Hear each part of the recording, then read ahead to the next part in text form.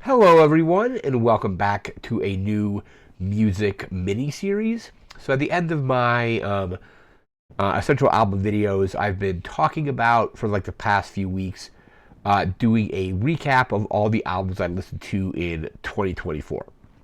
And that's what we're starting to do here. So last year, I listened to a ton of music, I think like over like 1,100 albums over the course of the year.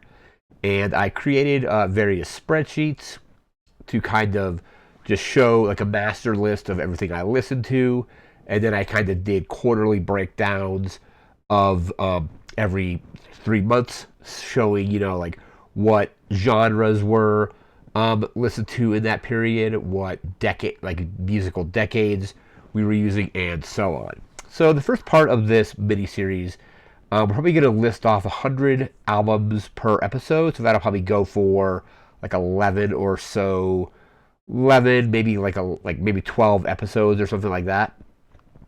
And the first part of this will be kind of boring. It'll just be me going over the albums that I listened to, and then after we're done with that part of the series, we'll go through the spreadsheets and we'll do some graphs of showing like all the different genres, all the different decades, and things like that. So we're just going to start off here with, and we're going to list off 100 albums per episode, and these are in the order that I listened to them in. I kind of got started off like slowly last year. I was initially, my kind of like New Year's resolution was to listen to at least one new album a week. And then the more I started doing that, the more I really liked doing it, and the more I just started listening to as much new music as possible, multiple albums per day for like the course of the year. So kind of in January and February of last year, it was a little bit slower.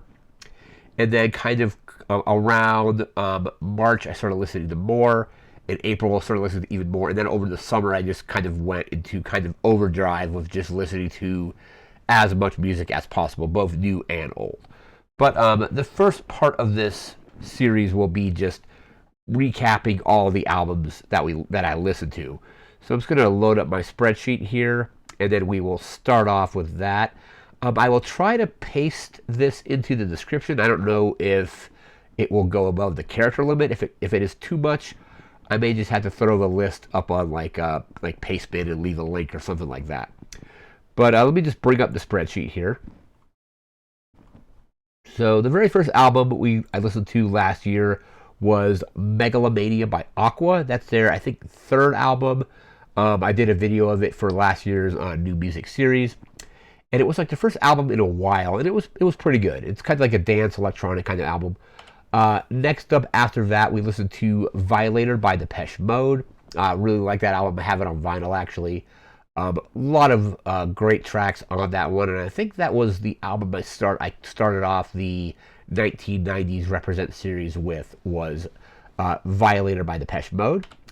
After that, we listened to Bouncing Off the Satellites by the B-52s.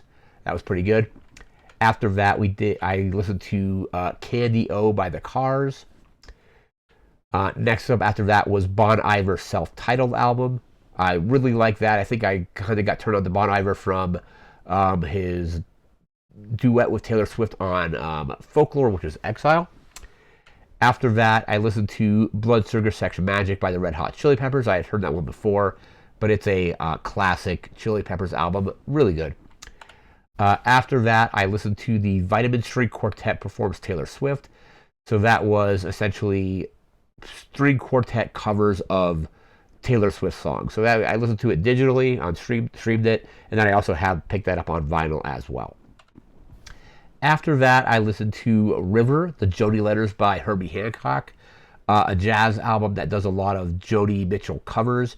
I believe it won the Grammy, I think it was like Album of the Year in like 2008 maybe, or it came out in 2007, so I think it was the 2008 Grammys where it won. After that, I listened to For Emma, Forever Ago by Bon Iver, so another album from him. After that, I listened to Dream Your Life Away by Vance Joy. Next up was The Chronic by Dr. Dre. I've heard that before, but that's just a classic hip-hop album. After that, I listened to Future Nostalgia by Dua Lipa. I really like that one. And the reason I know of any of her music was I think it's called "Don't Start Now." It was on the game Fuser when it was still that game's been removed from like digital marketplaces. They're no longer you can no longer buy it, but that song was on there. After that, I listened to Funkentelechy. I'm probably mispronouncing that. Versus the Placebo Syndrome by Parliament. So it's a really good funk album. After that, I listened to A Day in the Life by Wes Montgomery. It's a jazz record. And then I did another Wes Montgomery album, which is Eulogy, right after that. This was kind of before I started to really diversify what I was listening to. So a lot of times I would listen to. There's not a lot of repeat artists on this list at all, with the exception of some of my favorite bands like Garbage, Foo Fighters. And most of the time I would listen to, not listen to a lot of those albums back to back to back. There were some situations where I did, and I'll let you know when those happened. After that, I listened to But Here We Are by Foo Fighters, their most recent album, and I think one of easily their best album, I think, since Wasting Light. After that, I listened to River of Dreams by Billy Joel, his last official real studio album. He did like a classical album, I think, like some years later, but I think River of Dreams is still his last proper studio album, even though he did release like a single like last year at some point. After that, we did Wu-Tang, or Enter the Wu-Tang 36 Chambers by Wu-Tang Clan, just a classic hip-hop debut from them. After that, I listened to SOS by SZA, great just hip-hop album, not hip-hop, but like R&B, a little bit of hip-hop too. After that, and this is when I started listening to all of the Album of the Year nominees for last year's Grammy Awards, so the albums that came out in 2023. So again, there was SOS by SZA. After that, I listened to The Age of Pleasure by Janelle Monáe. That was also nominated for Album of the Year. After that, I listened to The Record by Boy Genius. I thought that one was really good. After that was World Music Radio by John Batiste. Out of all the Record of the Year nominees, that was probably my least favorite. I thought it was good, but it wasn't. I liked it less than the other 7 nominated albums, I think. After that, I listened to the Cactus album by Third Base. That was not a Grammy nominated album, but that was, or maybe not that year. But some of so there are some of these other ones kind of spread out throughout the list here. Another Grammy nominated album that came up next was Endless Summer Vacation by Miley Cyrus. That was really good. After that, I listened to Guts by Olivia Rodrigo. Really enjoyed that one. After that, I listened to Did You Know There Is a Tunnel Under Ocean Boulevard by Lana Del Rey. Really enjoyed that record. Have that one on vinyl. And that was kind of the first Lana Del Rey record I listened to in full. Over the rest of the year, I listened to her entire discography. Absolutely fell in love with her vocals, and have been a huge fan basically ever since. After that, I listened to, or re-listened to Midnights by Taylor Swift. Probably my second least favorite album out of those nominated albums. I think it's better than Endless Summer Vacation, better than World Music Radio, but I think kind of a step back from the album prior to that, which was Evermore, and then a step back from Folklore. It kind of is just standard pop. After that, I listened to Smash by The Offspring, one of my favorite albums, just a great punk rock record. After that, I listened to There Is Nothing Left to Lose by Foo Fighters, easily my favorite record from them. After that, I listened to Heaven and Hell by Ava Max. Next up was Herb Alpert presents Sergio Mendes in the Brazil 66 by Sergio Mendes. It's a great one. Next up was Eat to the Beat by Blondie. Following that is Pieces of You by Jewel. Then I listened to The Globe Sessions by Sheryl Crow. Listened to that one before. It's pretty good. After that, I listened to Renaissance by Beyonce. I've heard that one, listened to that a few times. Just an iconic Beyonce record. After that, I listened to Insomniac by Green Day. Got that on CD when it came out in 1995, I think, right? 1995. Decent follow-up to Dookie, not nearly as good, but still a pretty decent album. After that, I listened to The Suburbs by Arcade Fire. Following up, that was the Ramones self-titled album. After that one is another Lana Del Rey record. It was Norman Effing Rockwell. Probably my favorite record from her. That one is just a classic. So the ones I have on vinyl from her are Norman Effing Rockwell and Ocean Boulevard. Probably gonna pick up some more at some point. After that, I listened to Sublime self-titled album. Then I listened to Blue by Joni Mitchell. After that was Intervisions by Stevie Wonder. Heard that one before, but just a classic. Probably my favorite Stevie Wonder album. Next up was Sweet Dreams by LaBouche. Just a great mid-90s dance album. After that, I listened to Medicine at Midnight by Foo Fighters.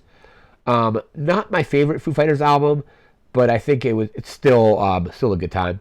After that, I listened to Punisher by Phoebe Bridgers. Great album, especially Kyoto being probably my favorite track on that. After that, I listened to Bad Motorfinger by Soundgarden. Next up was Songs from the Piney Woods by Cowboy Troy. It's a country record, basically. After that, I listened to Rebel Yell by Billy Idol. And then I listened to Seal 2 by Seal. After that, we have In the Airplane Over the Sea by Neutral Milk Hotel. Did a episode of that for the 1998 series. That's a great album. After that, I listened to Duran Duran's self-titled record. After that was I Get Wet by Andrew W.K. Following up that was Dookie by Green Day. I've heard that one before, but it's a classic. Then I went back into some Olivia Rodrigo, listening to Sour. It's a good one. After that, I listened to When We All Fall Asleep, Where Do We Go by Billie Eilish. So kind of her debut album there. Then I listened to the London Calling by The Clash. Next up was License to Ill by Beastie Boys. After that, it was Jagged Little Pill by Alanis Morissette. I listened to Some Hearts by Carrie Underwood. Following that was Continuum by John Mayer. Then I have Let's Face It by the Mighty Mighty Boss Tones. The Happy Prisoner, the Bluegrass Sessions by Robert Earl Keen was after that. And starting with here until like the next several albums were albums I listened to on my first trip to Laguna Beach last year for Taylor Hawkins' birthday. So a lot of the stuff I listened to, not all of it, but much of the stuff I listened to on that trip was Foo Fighters related, Taylor Hawkins related, or related to tangentially connected to the Foo Fighters or Taylor Hawkins in a way. So the first album I listened to, I actually listened to this at the airport, was Echo, Silence, Patience, and Grace. One of my favorite Foo Fighters records. And then as soon as I got to Laguna Beach, I put on Red Light Fever by Taylor Hawkins. That was the first time I had heard that album. Really good solo album from him. After that, I think the next day, I listened to another Lana Del Rey record, which was Born to Die. Just a classic. Great debut there. Or debut if you don't count the Lizzie Grant record that got pulled off. Got basically released and then taken out of stores pretty quickly. After that, I listened to The Great Escape by Hot Carl. Just a decent hip-hop album. After that was Surf and Burn by the Blue Stingrays, because I went to a Hawaiian restaurant out there, and one of the songs on that album was playing, so I Shazammed it and listened to it. So yeah, that was Surf and Burn by the Blue Stingrays. After that, I listened to Them Crooked Vultures, self-titled, which is Dave Grohl, Josh Homme, and John Paul Jones. After that was another Taylor Hawkins record, which was Get the Money, which was his Taylor Hawkins and the Coattail Riders' third and final studio album. We actually recently just covered that for the new Essential Album series. Pretty good album there. After that was another Taylor Hawkins project with the Birds of Satan, so the self-titled debut of that. After that, I listened to Wasting Light by Foo Fighters. Probably my second favorite Foo Fighters record, right behind There Is Nothing Left to Lose. After that, I listened to Sway by the Blue Hawaiians, which was another song played, or a song from that album was played at the Hawaiian restaurant. So again, Shazammed it and then listened to it a little bit later. And final album I listened to on that trip was Sheer Heart Attack by Queen, as Taylor Hawkins was a huge Queen fan. After that, we went back into after we got back from that trip, the next album I listened to was I always mispronounce this. Supposed Former Infatuation Junkie by Alanis Morissette. So basically her second studio album after Jagged Little Pill, if you don't count the two kind of pop albums she did in Canada. After that was Dream Widow, self-titled. which is basically just a Foo Fighters album, but disguised kind of as a death metal band. It's part of the related to the Studio 666 movie they put out. After that, I listened to Help Wanted by Eric Avery, bassist from Jane's Addiction, and played with Garbage for a while. Taylor Hawkins is on one of the tracks on there, as well as Shirley Manson, because it's Eric Avery working with like a different guest musician on each song, I think. So Shirley Manson's on one, Taylor Hawkins is on one. After that, I listened to Exile in Guyville by Liz Phair. Really enjoyed that. After that, I listened to Hello by Poe. Then I listened to Lost at Sea by Chris Shiflett. So Chris Shiflett of the Foo Fighters. This is his country album, one of his country albums. I think it might be his third, because there was West Coast Town, Big Hard, forget what the second one was called, like Hard Lessons or something like that, and then Lost at Sea is the most recent one. After that, I listened to Peace of Mind by Iron Maiden. Just a great metal album there. Then I listened to 1984 by Van Halen. Just a classic. After that was Nice by the Rollins Band, so Henry Rollins. After that, I listened to Harry's House by Harry Styles. Another Foo Fighters album after that which is their 1995 self-titled debut. After that one came Goldfinger by Goldfinger, so some ska music there. After that was Los Angeles by X, so some pretty good punk rock. After that, I listened to What's Going On by Marvin Gaye. After that was Let's Stay Together by Al Green. Following that was Andre 3000's New Blue Sun, so his somewhat ambient flute album, basically. It's pretty good. After that, I listened to G.I. by the Germs, so somewhat related to Nirvana and the Foo Fighters, as Pat Smear played in that band. And then I remember seeing an interview with Dave Grohl and Pat Smear where they were driving around L.A. saying how Kurt Cobain wanted to get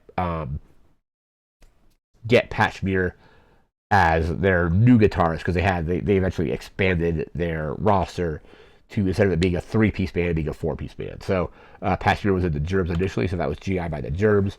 After that, I listened to Return of the Dream Canteen by the Red Hot Chili Peppers, a pretty good album from them. After that was Little Earthquakes by Tori Amos. Following that was Ambient One, Music for Airports by Brian Eno. I think that was like the second time I listened to that, because I think the first time I listened to that album was like 2023, I think. So this one wasn't a new one, but we did a video for that in the new Essential Album series as well. After that, I listened to Spice by the Spice Girls, followed by Rated R by Queens of the Stone Age, which I think is their second album. Yeah, because that's the one that's between their debut and Songs from the Death. After that, I listened to Dark Side of the Moon by Pink Floyd, which is an absolute classic. Next, I listened to Going Places by Herb Alpert and the Tijuana Brass. Following that was Ugly by the Screaming Females. So I know of them as they opened for Garbage back in 2012. I think that band eventually broke up. And let's see, after that I have Fan Mail by TLC. And then the last album in this first episode is Version 2.0 by Garbage. Easily my favorite album from them. So next episode we'll be doing song albums, the next 100. So we're gonna do 100 albums per like episode, and then we'll do like breakdowns showing all the charts and spreadsheets after that. So this is just part one. Again, these parts are going to be kind of boring because it's just going to be me listing off the albums. But it's going to be, after that we'll get to the spreadsheets and all that. So this is just a mini series that we're going to do.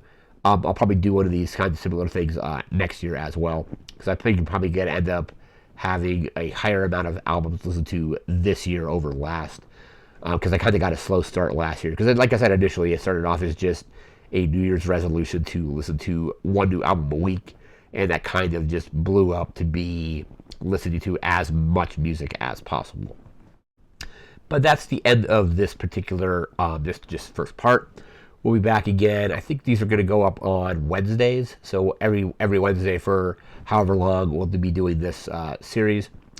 And then we'll still going to continue with the new Essential Album series, as well as the 1990 series, which is somewhat related to this, but not entirely, because it does cover music in part. But that is going to do it for now. So remember to like, comment, share, subscribe. We'll see you again next time. Thanks again for watching. Take care and have a good one. See ya.